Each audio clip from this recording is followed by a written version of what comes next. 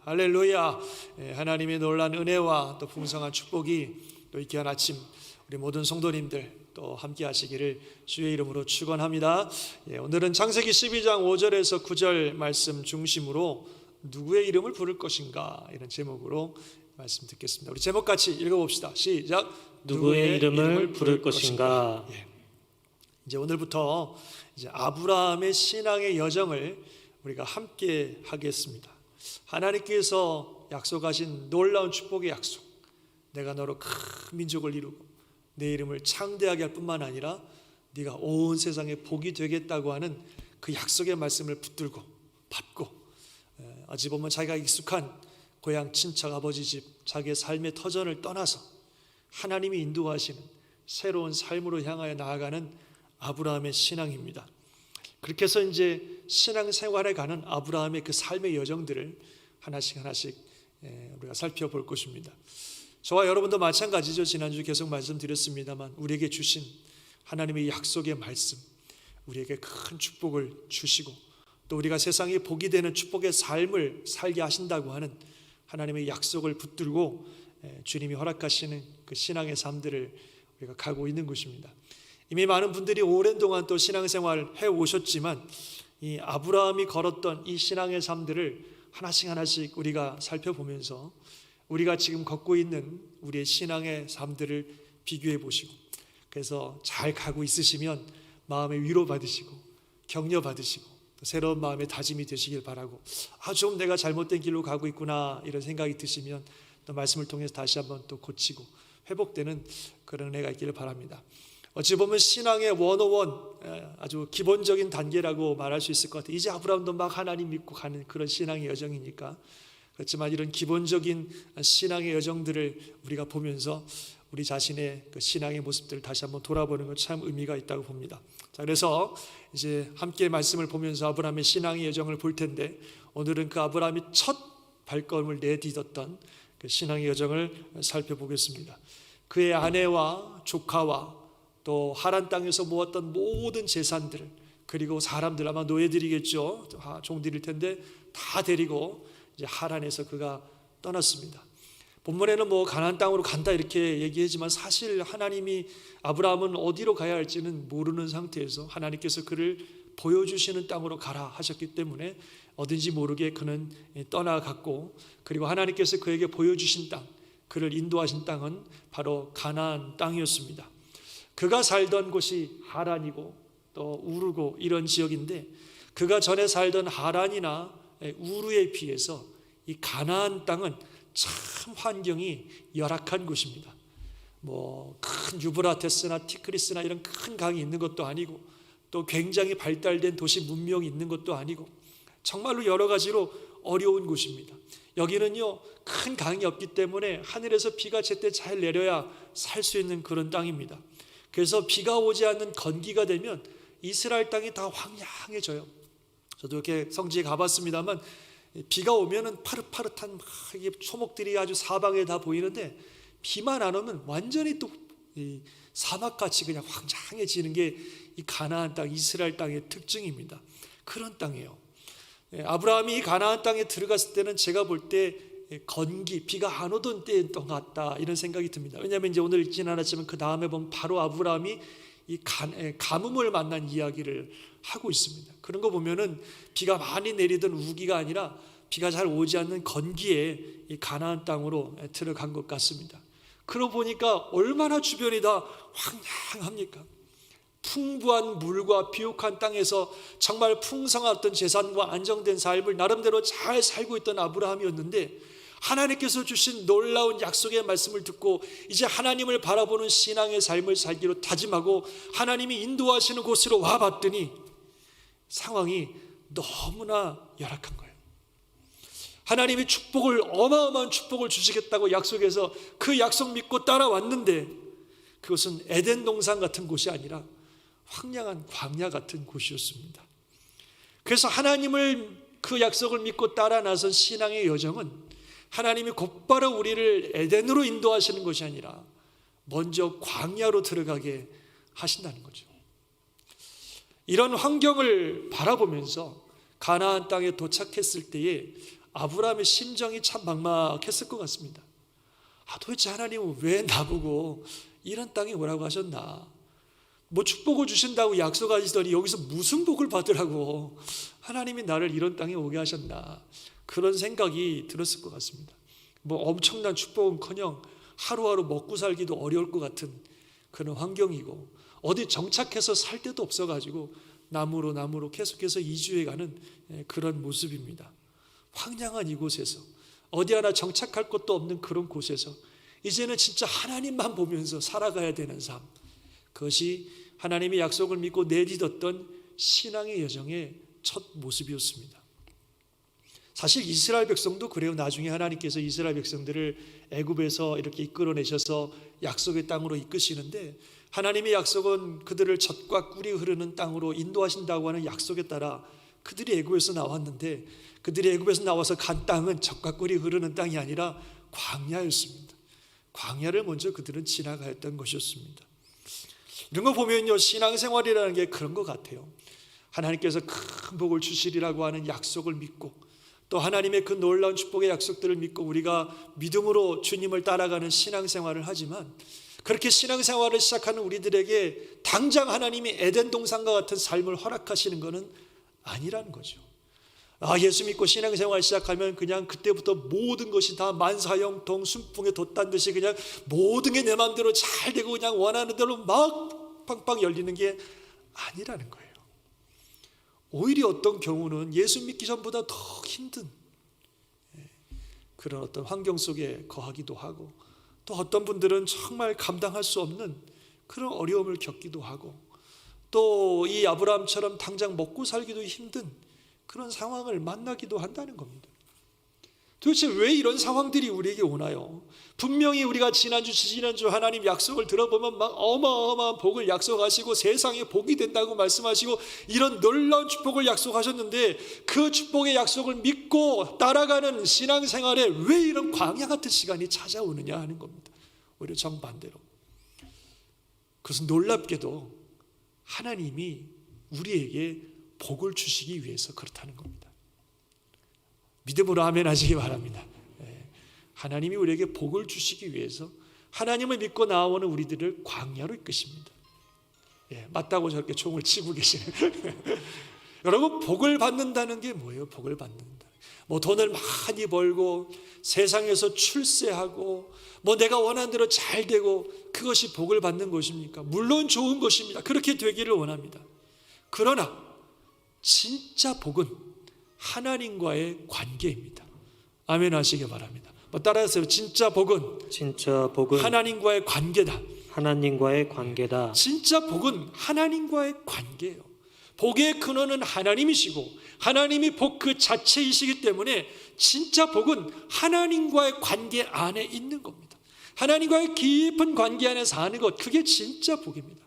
당장 뭐 재산이 늘고 출세를 하고 내가 원하는 것이 다 잘 된다 할지라도 하나님과의 관계가 멀어지기 시작하면 그건 복이라고 할 수가 없어요. 오히려 그런 것들이 나로 하여금 하나님을 잊어버리게 한다면 정말로 그런 것은 복이 될 수가 없습니다. 진짜 복은 하나님과의 관계 안에 있어요. 하나님 안에 있는 게 진짜 복이고 하나님과 함께 살아가는 게 복인 줄 믿으시기 바랍니다. 왜냐하면 하나님이 복이시니까. 그분 안에 있는 게, 그 관계 안에 있는 게 복입니다. 그래서 시편에 보면 이런 말씀이 있습니다. 같이 읽어봅시다. 하나님께 가까이 있는 것이 나에게 복이니 내가 주 하나님을 나의 피난처로 삼고 주님께서 이루신 모든 일들을 전파하렵니다. 하나님께 가까이 하는 게 우리에게 복이라.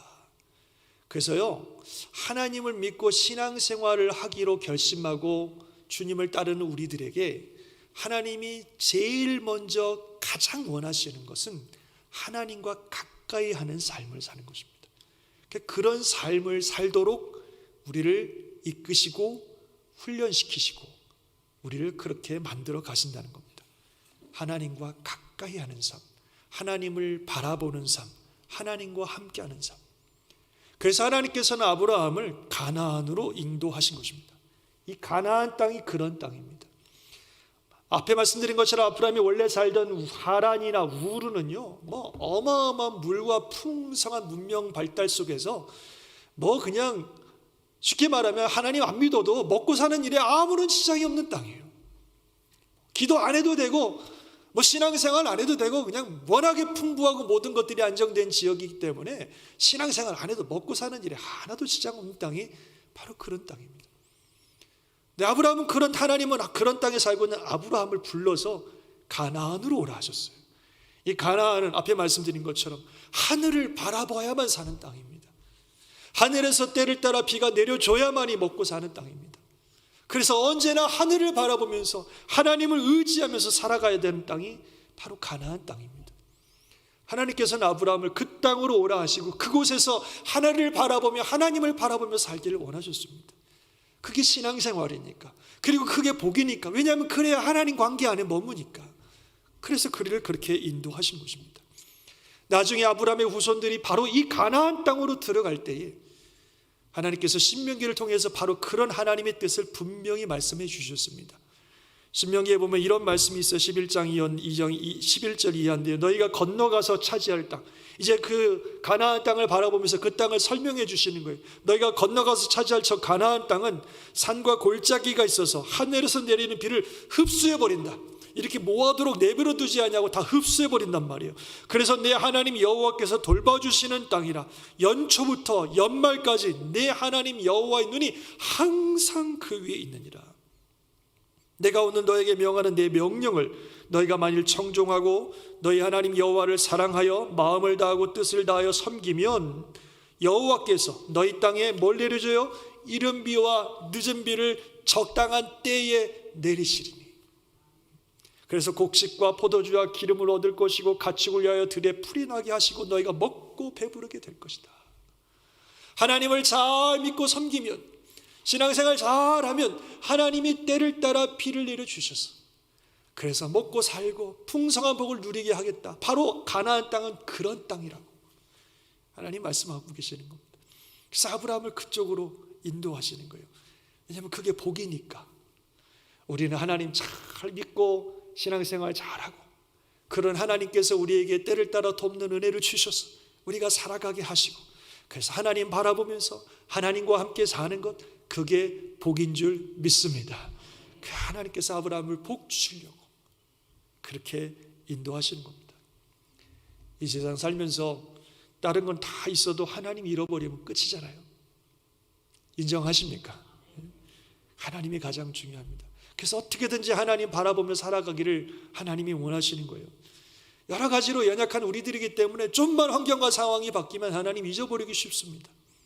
그래서 하나님께서는 아브라함에게 그 신앙 가지고 살려고, 그게 진짜 복이니까 바로 그 마음 가지고 살라고, 언제나 겸손하게 하나님 바라보며 살라고, 그래야 네가 복을 받으니까, 그래야 네가 복이 될 수 있으니까 그렇게 살라고 하나님께서 아브라함을 가나안으로 이끌어 주셨고, 어찌 보면 광야와 같은 삶을 그에게 주신 것입니다.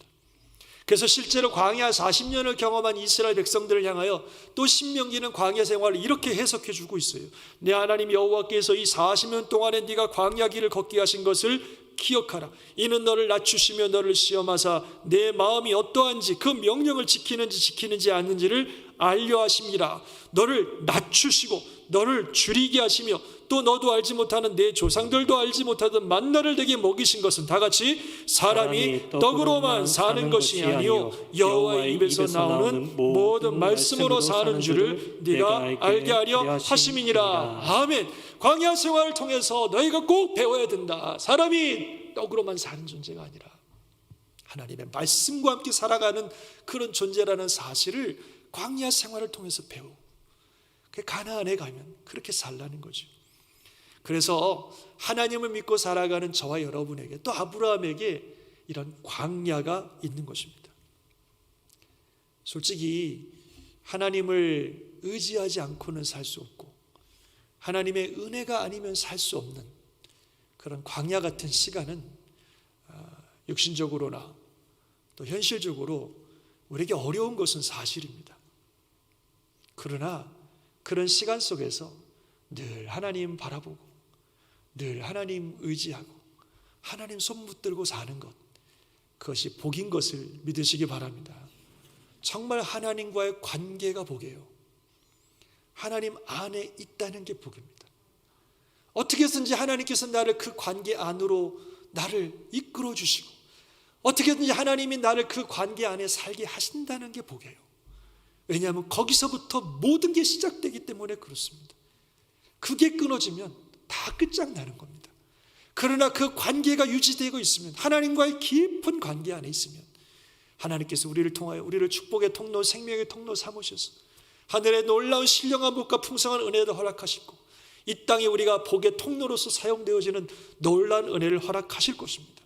광야 같은 삶을 살았지만 그런 아브라함을 하나님께서 역사하시고 기억하시고 축복하시고 높이 들어 사용하신 것처럼 광야 같은 삶 속에서 하나님 바라보며 하나님 의지하며 살아가는 저와 여러분들을 하나님께서 축복하여 주시고 우리를 통해서 일하여 주시고 우리를 높이 사용해 주실 줄 믿습니다. 그게 진짜 세상에 복이 되는 길입니다. 그래서 하나님께서는 아브라함을 바로 그곳으로, 그 땅으로 인도하셔서 하나님 바라보며 살도록 만들어 주셨어요. 그게 복이니까. 그래서 아브라함은 광야 같은 삶들을 가나안에서 시작합니다. 그리고 이제 계속해서 내려오는 거예요. 북쪽에서 내려오는데 뭐 있을 데가 없어서 내려오다가 세겜이라는 곳에 도착했습니다. 오늘 본문에 보니까 세겜. 오늘 본문 아주 세겜 땅을 자세히 말씀하고 있어요. 그 땅을 지나 위에 다 북쪽을 지나서 세겜 땅 모래 상수리 나무 아래에 이르니, 그래서 아주 자세하게 이 땅을 이해하고 있습니다. 왜 이렇게 자세하게 이야기하는지는 좀 이따 말씀드릴 거고요. 어쨌든 아브라함이 내려오다가 세겜 땅 모래에 상수리 나무에 이르렀는데 본문에 보니까 하나님께서 아브라함에게 나타나셨다 이렇게 말씀하고 있어요. 여러분, 성경에서 하나님이 나타나셨다는 말이 처음 나왔어요. 지금 하나님이 나타나셨다는 말씀이 처음 나왔어요. 즉 하나님이 실제로 아브라함 앞에 나타나신 거예요. 어떤 모습으로 나타나는지 모르겠습니다. 나중에 하나님이 또 나타나신 부분들이 몇 번 나오는데 그럴 때 이렇게 인간의 모습으로 나타나시기도 하셨기 때문에 인간의 모습으로 예수님이 나타나신 것인지, 아니면 나중에 모세는 불의 모습으로 하나님을 경험하게 되니까 불의 모습으로 나타나신 모르겠습니다만 어쨌든 처음으로 하나님이 아브라함 앞에, 사람 앞에 나타나셨어요. 그 표현이 지금 처음 나오는 거예요. 하나님께서 아브라함에게 직접 오셨어요. 지금까지는 어찌 보면 목소리만 들었을 것 같은데 이번에는 직접 오셨어요.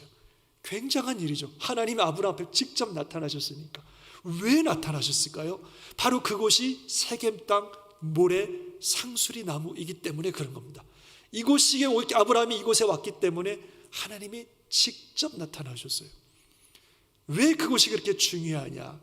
여러분, 세겜 땅이라고 하는 이 곳은요, 다른 곳에 비해서 환경이 좋습니다. 여러 가지로 살기가 좋은 땅이 세겜 땅이에요. 그래서 어디로 정착할 수 없어 방황하던 이 아브라함이 여기 살았으면 좋겠다, 정착하고 살고 싶다라고 생각할 만큼 좋은 땅이 세겜 땅입니다. 나중에 우리 창세기를 보시다 보면 나오겠지만 야곱이 삼촌집에서 오랜 동안 생활하다가 돌아오잖아요. 그래서 베델로 가려고 하다가 에서와도 회복됐는데도 가려고 하다가 안 가고 중간에 머문 땅이 이 세겜 땅이었어요. 그만큼 갈래다가 여기 너무 좋다, 여기 너무 좋다, 이럴 만한 곳이 세겜 땅인 거예요. 바로 그 세겜 땅으로 아브라함이 온 곳입니다. 거기에 모레라는 지역으로 왔어요. 모레라고 하는 이름이 여러 가지 의미가 있는데 그 중에서 본다 또는 가르친다, 또 어떤 거는 선생, 또 더 나아가서는 심지어는 점쟁이, 이런 의미까지 함축하고 있는, 뭔가를 가르치고 보는다고 하는 의미를 가진 땅이 모래입니다. 거기에 상수리나무는요 듬직하게 아주 보기 좋은 큰 나무입니다. 그래서요 이전에도 그렇고 나중에도 그렇지만 이 상수리나무 아래에 제단을 많이 쌓아요.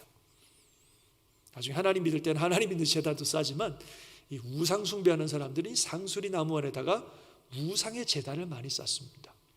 옛날 한국에도 선앙당 이런 게 있었잖아요. 동네에만 큰 나무가 있어가지고 거기 지나가면 제단도 쌓고, 바로 그런 나무가 이 상수리나무예요. 그래서 어찌 보면은 모래라는 곳이 어떤 우상 숭배하는 어떤 영적인 그런 리더들의 장소와 같은 의미를 가지고 거기에 상수리 나무라고 하는 것은 바로 우상 숭배의 제단이 있는 곳이라고 하는 의미를 가지고 있습니다. 당시 가나안 사람들은 풍요와 다산을 준다고 믿는 나중에 바알과 아세라라고 알려진 신을 믿고 있었습니다. 그래서 이 모래, 세겜 땅 모래 상수리 나무는 바로 그 풍요와 다산을 상징하는 바알과 아세라를 숭배하는 신앙의 중심지다. 상징적으로 그렇게 보시면 좋은 땅이에요.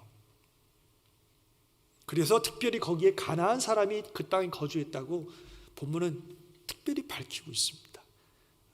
우상을 섬기는 가나안 사람들이 바로 그 땅에 머물면서 그들의 우상을 섬기는 바로 그곳, 바로 그것이 이 세겜 땅 모래 상수리 나무입니다. 아브라함이 거기를 왔어요. 내려오다 거기를 도착했어요. 이 상황을 한번 생각해 보죠. 하나님을 믿기로 하고 신앙생활을 시작한 아브라함인데 막상 가나안 땅에 와보니 너무 환경이 열악하고 정말로 하루하루 먹고 살기도 힘든 시간들을 보냈습니다. 어디 정착할 데도 없고 계속해서 방황하는 시간들을 보냈어요. 얼마나 힘들었겠습니다. 아내 막 자녀 재산 종들 다 데리고 지금 내려왔는데 이렇게 그냥 힘든 시간들을 보내니 얼마나 힘들겠어요. 그러다가 세겜 땅을 만난 거예요. 와, 다른 곳에 비해서 훨씬 환경이 좋고 살기 좋은 땅입니다. 그러니까 여기 정착하고 싶다 이런 생각 들지 않겠어요? 그리고 그 땅에는 풍요와 다산을 상징하는 신을 섬기고 있습니다. 사람들이 말하기를 이 신을 섬기면 이곳에서는 풍요와 다산이 보장된다 그래요. 안정된 삶이 보장된다 그래요. 이 신을 잘 숭배하면 얼마든지 축복받으며 살 수 있다라고 그래요. 그렇지 않아도 먹고 사는 일이 힘들고 어디 정착할 때도 힘들어서 없어서 힘든 아브라함에게 너무나 매력적인 곳이 아닙니까? 야, 여기 살면 되겠구나. 이 땅에 살면 나도 여기서 좀 풍요롭고 안정되게 살 수 있겠구나. 이 사람들이 살아가는 삶의 방식들을 보니까 나도 저렇게 살면 나도 이 땅에서 좀 안정되고 풍요롭게 살 수 있겠구나. 하나님 믿는다고 와서 너무 힘들었는데 여기가 바로 그 땅이구나. 여기서 그냥 이렇게 이 사람들을 살듯이 내가 살면 내가 좀 안정되게 살 수 있겠구나. 그런 생각 안 들겠습니까? 그때 바로 그 세겜 땅 모래 상수리 나무 아래 이르렀을 때 하나님이 아브라함에게 나타나신 거예요. 그리고 뭐라고 말씀하시냐면 내가 이 땅을 네 자손에게 주리라. 이렇게 말씀하십니다. 이 말씀은 무슨 의미냐면 아브라함, 이 땅의 주인은 나야. 내가 이 땅을 내 자손에게 줄 것이다. 너는 딴 생각하지 말고 다른 신 찾을 생각하지 말고 나를 섬겨라. 나를 따르라. 나를 믿으라. 내가 이 땅의 주인이니 내가 이 땅을 내 자손에게 줄 것이니 너는 그 약속만 믿고 나를 바라봐라. 그 말씀인 겁니다.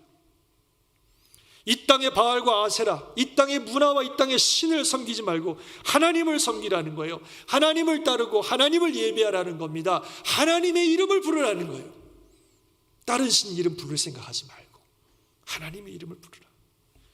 참 놀라운 하나님 말씀이죠. 이 순간 아브라함은 선택해야 되는 겁니다. 누구를 섬길 것인가? 누구의 이름을 부를 것인가? 여호와 하나님의 이름을 부를 것인가? 아니면 이 땅의 신들의 이름을 부를 것인가? 아브라함은 선택해야 되는 거죠. 어떤 선택을 하였습니까? 아브라함은 여호와 하나님을 선택했습니다. 그래서 그 다음 구절에 보면 뭐라고 말씀하고 있어요? 자기에게 나타나신 여호와께 그가 그곳에서 제단을 쌓고 할렐루야. 와, 바로 그곳에서 자기에게 나타나신 그 여호와께 다른 신들이 아니라 풍요와 다산과 안정을 보장해 준다고 믿는 그 땅의 신들이 아니라 나에게 나타나신 그 하나님 여호와께 그가 그곳에서 제단을 쌓고 하나님의 이름을 불렀어요. 그 땅의 사람들과 그 땅의 신은 당장 눈에 보이는 풍요와 안정을 보여주었을 것입니다. 주변에 그냥 다 그렇게 살고 있잖아요. 풍요롭고 안정되게. 그리고 네가 바알과 아세라 이 땅의 신을 섬기면 너에게도 이런 걸 줄 것이라고 보장해 주었을지 몰라요. 그러나 하나님은 눈에 보이는 건 아무것도 안 보여주시고 약속만 주셨어요. 약속만. 내가 이 땅을 내 자손에게 줄 것이다라는 약속만 주셨어요. 지금 아브라함은 지금 어떻게 되는지 선택해야 되는 겁니다. 당장 눈에 보이는 이 땅의 신들이 줄 수 있는 풍요와 안정을 잡을 것이냐, 아니면 아무것도 보이지 않지만 하나님의 약속을 붙들 것이냐, 둘 중에 하나를 아브라함은 선택해야 되는 것입니다. 그때 아브라함은 당장 눈앞에 보이는 풍요와 안정을 위하여 그 땅의 신의 이름을 부르고 그 신을 선택한 것이 아니라, 지금은 눈앞에 보이지 않지만 하나님의 그 약속을 신뢰하고 하나님의 약속을 붙들고 그 땅에서 하나님께 제단을 쌓고 하나님을 예배 드린 줄 믿습니다. 이게 신앙입니다. 이게 신앙이에요. 이렇게 살아가는 게 신앙생활입니다. 그리고 아브라함은 또 옮겨야 됐습니다. 거기서 세겜에서 베델 동쪽 밑으로 더 내려오는 거예요. 베델 동쪽으로 장막을 치니 서쪽은 베델이요 동쪽은 아이라. 그가 그곳에서 여호와께 제단을 쌓고 여호와 이름을 부르더니 그렇습니다. 아니 세겜 살기 좋은데 왜 또 옮겼을까요? 학자들은 생각하기를 쫓겨났을 거라고 생각합니다. 제가 생각해도 쫓겨났을 것 같아요. 안 그러겠어요? 자기들 우상 섬기는 그 산당 앞에서 여호와 이름을 제단 쌓고 부르고 있으니 그 땅 사람들이 가만히 놔뒀겠습니까? 이게 어디서 와갖고 여기서 지금 네가 지금 여호와 이름을 부르냐고 당장 가라고 아마 그랬을 것 같아요. 그래서 거기 있을 수 없어서 그 여호와 이름을 불렀던 그것 때문에 그는 또 쫓겨나서 또 내려와요. 그 베델과 아이에 거했지만 거기서도 또 제단을 쌓고 하나님의 여호와 하나님의 이름을 부르며 하나님을 예배하였습니다. 이것이 신앙의 삶인 것입니다. 우리가 신앙생활을 시작하면 우리에게도 이런 일들이 얼마든지 일어날 수 있는 거죠. 예수님을 알고 그래서 그 복음을 믿고 하나님 믿고 신앙생활 하겠다고 다짐을 합니다. 그래서 신앙생활을 시작해왔고 하고 있지만 앞에도 말씀드렸듯이 그렇다고 우리 삶에 당장 에덴 동산 같은 그냥 낙원이 펼쳐지는 게 아니에요. 광야가 온단 말이죠. 참 어쩔 때는 먹고 사는 일도 위협받을 만한 광야가 오기도 하고, 또 어쩔 때는 정말 감당할 수 없는 깊은 어려운 환경 속에서 우리가 신음할 때도 있고 참 어렵기도 합니다.